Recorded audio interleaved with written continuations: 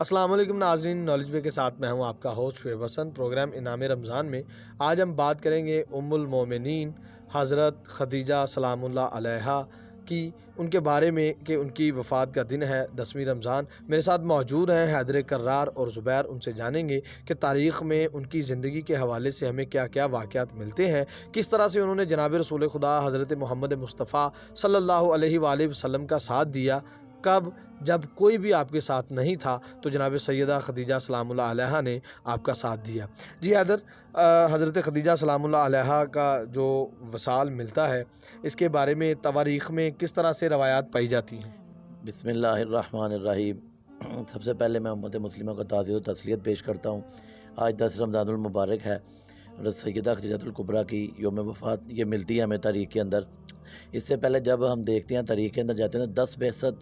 10 رمضان المبارک آپ کی وفات ہمیں ملتی ہے، اور سیدہ خدیجہ الکبریٰ صلوات اللہ تعالیٰ علیہ جو ہیں وہ اسلام کے خاتون اول ہیں۔ رسول اللہ صلی اللہ علیہ وآلہ وسلم نے سب سے پہلے جن کے ساتھ شادی کی اور انہوں نے رسول اللہ کے ساتھ زندگی گزاری، اور جب تک وہ رسول اللہ کے ساتھ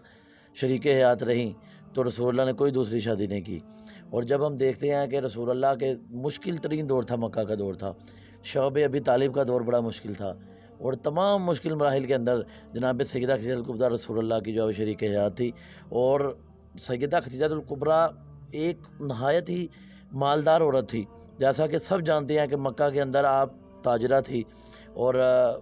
آپ کی جو زندگی ہے وہ نہایت ہی پاک و پاکیزہ تھی۔ آپ پورے عرب میں مشہور تھی، اور تمام عرب کے سردار سیدہ خدیجہ الکبریٰ کو اپنا رشتہ بھیج چکے تھے کہ ہمارے ساتھ شادی کر لیں۔ لیکن جب رسول اللہ کی طرف رسول اللہ کو انہوں نے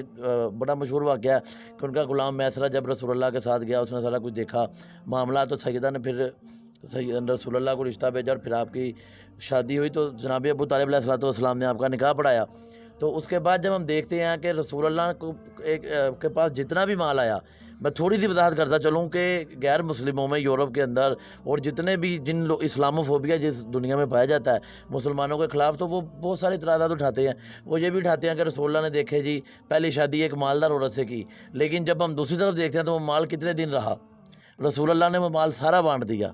وہ اپنے پاس نہیں رکھا، سارا غریبوں میں تقسیم کر دیا۔ اور دیکھے شعب ابی طالب میں اس کے بعد چلے گئے اور آپ کا سوشل بائیکاٹ کر دیا گیا، تو رسول اسلام وہاں پہ بغیر آپ کا پورا قبیلہ بنو ہاشم کا بغیر پانی کے گزارا کرتا رہا۔ اور یہ تو ہمیں بچوں کو نصاب میں پڑھایا بھی جاتا رہا، شاید اب نکالا جا چکا ہے، لیکن نصاب کے اندر یہ موجود رہا کہ بچے چمڑا کھا کھا کر گزارا کرتے تھے اور پتے کھاتے تھے، اور پانی نہیں ملتا تھا، آلاتش کی آوازیں آتی تھی، کھانا کعبہ تک جاتی تھی، اور لوگ پریشان اور مضطر ہو جاتے تھے۔ تو سیدہ نے ان مشکل حالات میں جو ہے رسول اللہ کا ساتھ دیا، اور آپ کو اللہ کی طرف سے اسی معاملے کے اندر اتنی محبت بری رسول اللہ کے ساتھ زندگی گزارنے پر اللہ نے آپ کو سلام بھی بھیجا، اور قرآن پاک میں آیا تھا ووجدک کا عائلا فاغنا،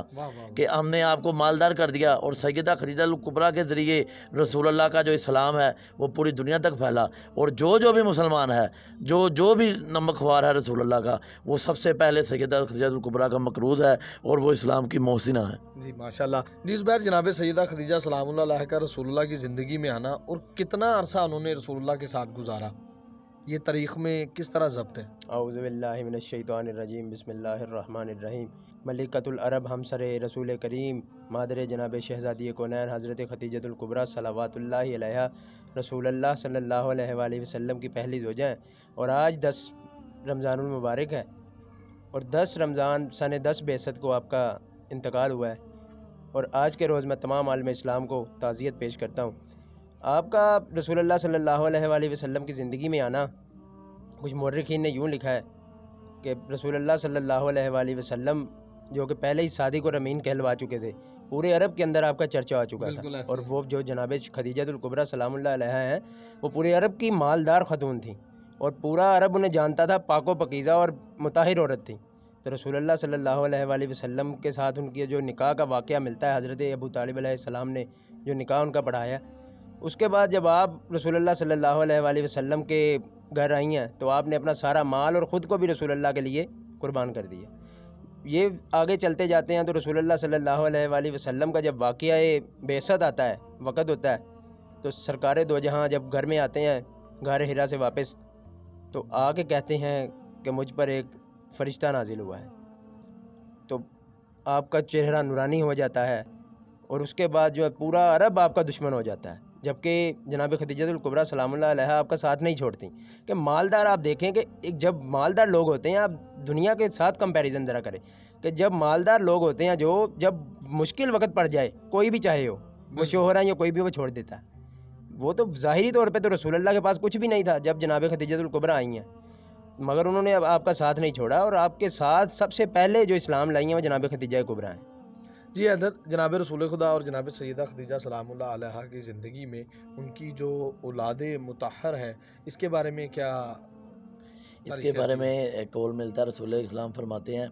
کہ جب لوگ مجھے اولاد کا طعنہ دے رہے تھے تو اللہ نے مجھے ختیجہ کے ذریعے اولاد دی. جب لوگ مجھے جھٹلا رہے تھے تو ختیجہ نے میری صداقت کی گواہی دی، اور جب لوگ مجھے تنگ کر رہے تھے تو ختیجہ نے میری آگے سے خیال رکھا اور میری حفاظت کی. تو جیسے ہمیں ملتا ہے کہ رسول اللہ کی جو اولاد پاک ہے وہ ساری کی ساری جناب خدیجہ کے بطن سے ہوئی ہے، سوائے جناب ابراہیم کے جو حضرت ماریہ قبطیہ رضی اللہ تعالیٰ عنہ کے بطن سے تھے. اس کے علاوہ تواریخ میں بین الطرفین میں عالم اسلام میں مختلف روایات ملتی ہیں جن کے اندر یہ ملتا ہے کہ ان کی 4 بیٹیاں تھیں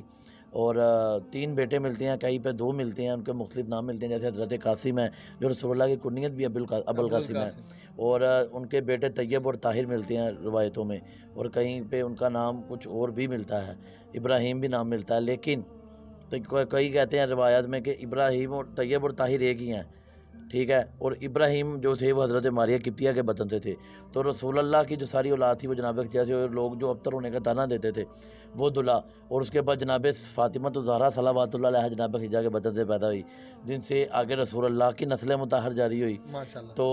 رسول اللہ کا جو لوگ جنہوں نے کہا اس وقت کے لوگ طعنہ دیتے تھے،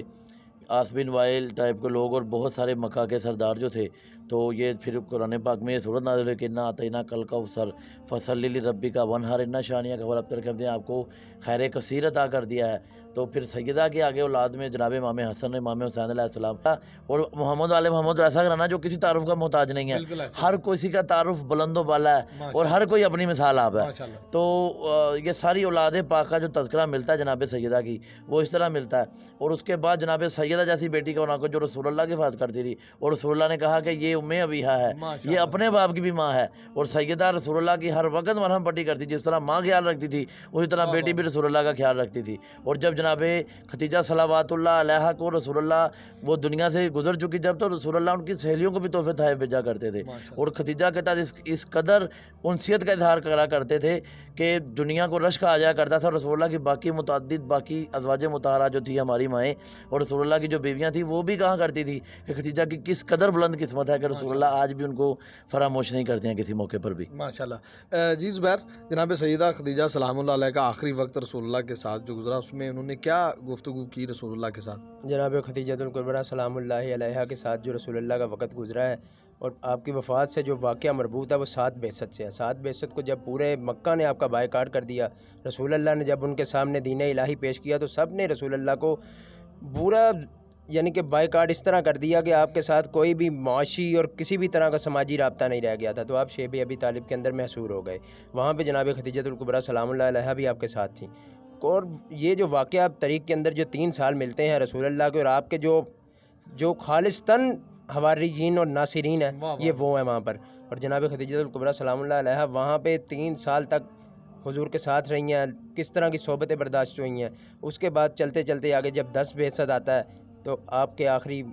اوقات جب آتے ہیں تو رسول اللہ صلی اللہ علیہ وآلہ وسلم کے ساتھ جو آپ کی آخری گفتگو ہوتی ہے اس میں آپ نے رسول اللہ صلی اللہ علیہ وآلہ وسلم کو کہا کہ میری بیٹی فاطمہ الزہرا سلام اللہ علیہا کا خیال رکھا جائے اور مجھے آپ کفن جو ہے نا وہ پیش کریں. تو رسول اللہ نے اپنی رضا کا کفن آپ کو دیا ہے. تو یہ بہت ہی عظیم شخصیت ہیں کہ جن کا اسلام کے اوپر احسان ہے کہ پوری دنیا، اگر پوری دنیا جو ہے اس چیز کا احسان بھول جائے تو وہ نمک حرام ہوگی اور مسلمان نہیں ہوگا کہ اگر جناب خدیجہ کو کوئی بھول جائے تو اسی سال جناب حضرت ابو طالب علیہ الصلوۃ والسلام کا انتقال بھی ہوا تھا. تقریباً 25 یا 30 دن کے بعد مورخین کہتے ہیں کہ جناب خدیجہ الکبریٰ سلام اللہ علیہا اس دنیا سے رحلت کر گئیں اور آپ کا مدفن جو ہے وہ وادی کوہ ہجون جنت المالا میں مکہ مکرمہ میں کے قبرستان میں موجود ہے. जी नाज़रीन, आपने सुना जनाब सैयदा खदीजा सलामुल्लाह अलैहा की जो वफ़ात है उसका सीन। ये वो शख्सियात हैं कि जब इस दुनिया से रुखसत हुए अपने खालिक़ हकीकी से जा मिले तो रसूलुल्लाह ने उस साल को आमुल हुज़्न करार दिया, पूरा साल गम का साल कहा कि ये वो शख्सियात हैं जिन्होंने मेरा उस वक्त साथ दिया जब कोई साथ नहीं देता था। जनाब सैयदा खदीजा सलामुल्लाह अलैहा और उनकी बेटी जनाब सैयदा फ़ातिमा सलामुल्लाह अलैहा आज की बेटियों के लिए मिशाले राह हैं। तमाम कायनात, जब तक ये कायनात है, जितनी भी ख़वातीन हैं, उनके लिए मिशाले राह है कि किस तरह अपने खावंद के साथ आप डट कर मुकाबला कर सकते हैं, हक़ की राह में उनका साथ दे सकते हैं। तो ज़रूरत इस अमर की है कि अगर हम पर्दे को नाफिज़ करना चाहते हैं, अपनी बेटियों में इस्लाम को नाफिज़ करना चाहते हैं, तो जनाब सैयदा खदीजा सलामुल्लाह अलैहा की सीरत को उनके दिलों तक, उनके दिमाग तक पहुँचा दें तो इस्लाम खुद ब खुद उन तक पहुँच जाएगा। अगले प्रोग्राम तक हमें इजाज़त दीजिए, फिर मुलाकात होगी। अल्लाह हाफ़िज़।